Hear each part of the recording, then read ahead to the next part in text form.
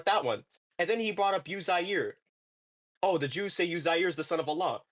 There is no historical evidence that any Jew worshipped Uzair. No one knows who that is. So he brought this verse up and actually cooked him because no one knows who Uzair is. He doesn't exist. What? Bro, what are you talking about, man? Bro, I'm out, man. So no Jew worshipped a man named Uzair. It's completely false, historically inaccurate. It's something we call the mistake, one of the few mistakes of the Quran, or one of the many. Sorry.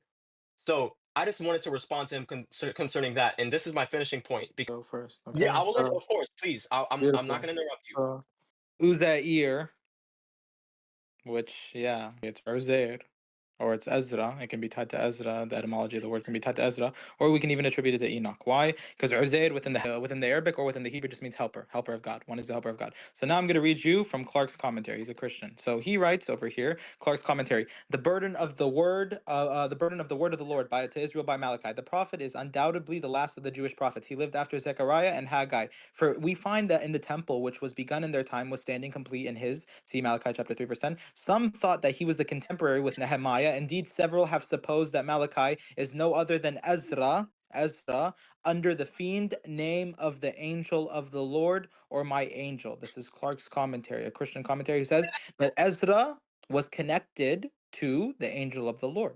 Okay, so now let's read a concise encyclopedia of Islam by Gordon Newby. I'll put all these sources in the chat if you'd like to read. Okay, there seems, he says here in his book, when he's talking about the Muslims, this is by Gordon Newby. He's a secular who writes a concise encyclopedia of Islam. He says there seem to have been some Jews in pre-Islamic Arabia that equated Ezra with Enoch and said that Enoch was assumed into heaven, stripped of his humanity, and transformed into Metatron, who in some cosmologies was the head of heavenly creatures known as the Beni Elohim. What does Beni Elohim mean, Isaac? Do you know? A literal translation of the Son of God. Ooh, so historically we did see Jews who believed in the two powers of heaven, who equated Ezra with Enoch, who said that these prophets were stripped of their humanity and ascended into the heavens and made divine, and they were known as Uzair, or the helper of God, or a partner of God. And this is within the Talmud. This is why I asked, do you know the origins of two powers in heaven? Because this is equated in these apocryphal writings like the Book of Enoch 2 and the Book of Enoch 3. And historically, Jews did associate partners to God. Ask any Jew who actually knows their history. There was the idea of two powers in heaven where they equated these prophets and said they were stripped of their humanity, ascended into the heavens, and made divine. So, bro, wallahi, like you don't even know anything like what you're talking about. Okay, so if you want me to send these sources in the side chat, gladly I'll send them in the side chat. Right?